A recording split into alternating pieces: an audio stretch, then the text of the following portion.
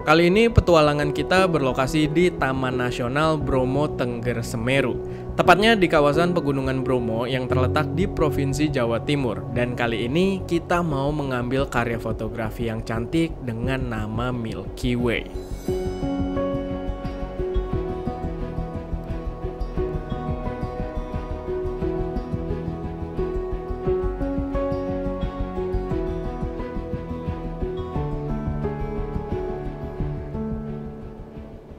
Halo semuanya, selamat datang di channel SM Media dengan gue Erwin. Dan pada video kali ini, kayak yang kalian bisa lihat, gue lagi di Bromo.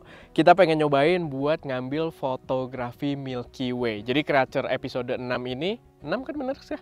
Kita akan mengambil foto Milky Way. Dan sekarang kita lagi di daerah lautan pasirnya Bromo, tapi lebih tepatnya ini di Watu Kuta. Dan ini vibes-nya menarik banget, karena biasanya kalau pagi itu kan Bromo lalu lalang jeep banyak ya. Kalau sore ke malam tuh ternyata malah sepi banget. Menarik, dan kita pengen nyoba di sini dulu buat ngambil foto Milky Way. Nah, buat yang belum tahu, Milky Way sendiri itu sebenarnya adalah nama galaksi kita. Kalau di Indonesia kita biasa kenal dengan nama Bima Sakti, dan kalau di luar namanya Milky Way. Dan kalau kita menghadap foto kita itu ngadep ke pusatnya Milky Way, itu menampilkan jajaran bintang yang padat banget dan pastinya menarik buat diambil karya fotografinya. Dan kita bakal lihat apakah kita bisa mendapatkan foto tersebut di Bromo ini.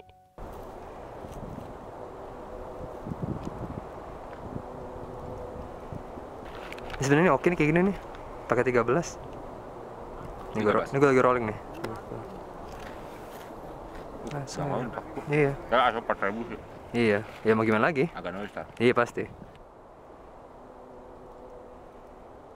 Buat ngambil foto Milky Way sendiri emang perencanaannya harus cukup matang. Apalagi buat orang kayak gue yang belum pernah sama sekali, pastinya banyak riset, lihat tutorial, dan lain sebagainya. Nah, gue bisa kasih beberapa tips buat kalian yang mungkin pengen coba juga. Kayak ngambil foto Milky Way itu katanya yang terbaik itu adalah ketika new moon atau masa bulan baru. Jadi pas bulan itu lagi nggak begitu bercahaya, lagi nggak ada cahaya bulan dan bintangnya bakal kelihatan lebih jelas. Lalu kalian bisa pakai aplikasi juga buat nge-track kira-kira bakal berada di mana si Milky Way ini di jam tertentu. Dan itu bisa membantu kita buat ngatur komposisinya.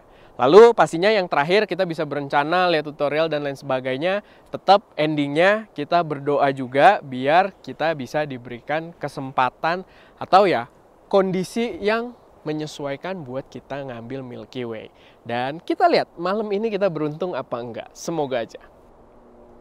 Kawasan Pegunungan Bromo sendiri menghadirkan landscape yang benar-benar indah dan memiliki polusi cahaya yang terbilang rendah dibandingkan sekitarnya, yang membuatnya menjadi salah satu spot terbaik juga untuk mengambil karya fotografi Milky Way.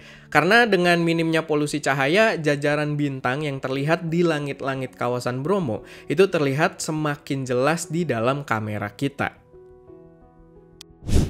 Oke, kita lagi di Watu Kuta.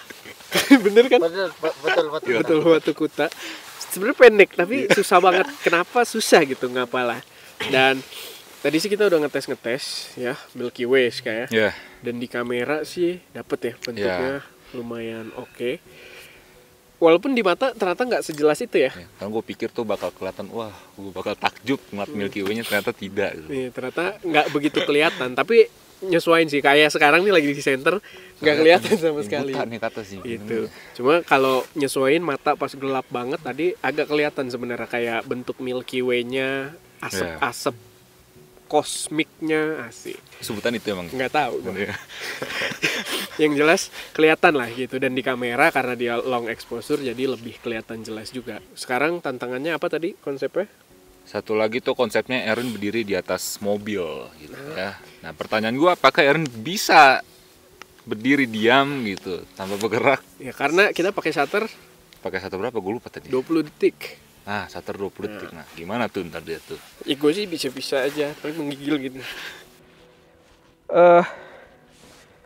Mobil, mas. Mobil mundur. Jadi mundur. Terus biar lebih nyerong. Tapi mundur dulu jadi lebih dekat ke kamera. Ini kan udah berembun lagi nih. Tuh, ya kan?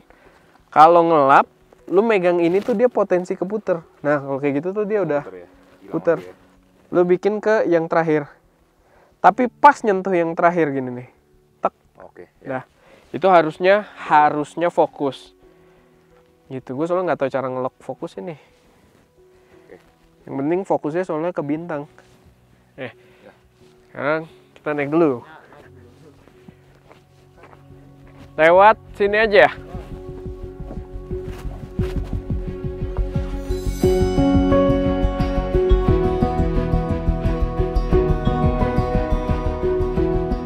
Sebagai attempt pertama nyobain fotografi Milky Way, gua suka dengan hasil-hasil yang kita dapat di spot Watu Kuta ini. Tapi spot kita nggak berhenti di sini, karena setelah ini kita langsung dibawa ke spot yang selanjutnya yang berada di lokasi yang lebih tinggi dan masih sangat kosong dari para wisatawan. Karena memang belum didevelop sebagai salah satu spot wisata juga. Buat ke spot kedua ini kita dibawa pakai mobil sampai melewati spot Bukit King Kong sehingga jaraknya cukup jauh dari Watu Kuta, dan setelah sampai akhir jalanannya kita masih harus trekking lagi sekitar 45 sampai 60 menit. Dan memang kondisinya cukup dingin ketika kita berada di sana. Perjalanannya lumayan 40 sampai 60 menit dengan kondisi yang benar-benar gelap, tapi di situ kita bisa menikmati ketika kita melihat ke atas itu kelihatan Milky Way dengan mata telanjang.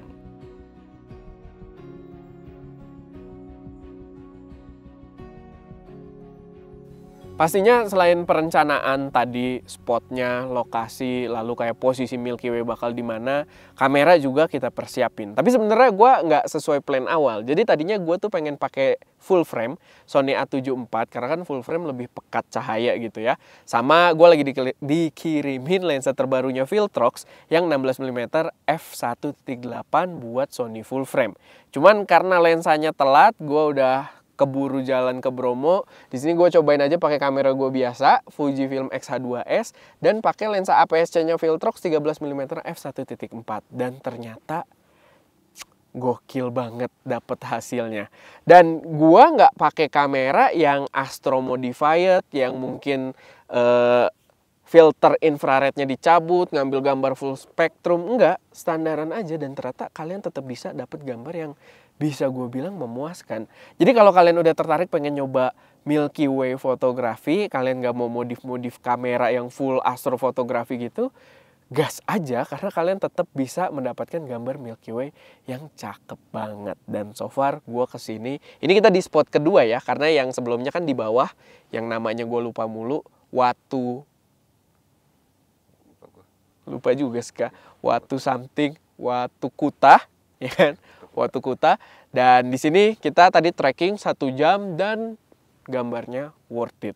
Bahkan pakai mata telanjang tuh kalau sekitar kita gelap banget tuh lumayan kelihatan Milky Way-nya, yang bikin di luar dari foto doang kita tuh bisa menikmati momennya banget gitu, yang nggak biasa kita saksikan. Overall pengalaman gua motret Milky Way pertama kali di kawasan Bromo itu bener-bener seru banget. Dan setelah motret kita nunggu sampai ke titik sunrise karena memang sunrise di Bromo nggak pernah mengecewakan. Setelah kita menikmati pemandangan yang disuguhkan ketika sunrise di kawasan Bromo, gua makin merasa kalau petualangan yang kita jalani kali ini bener-bener terasa worth it banget.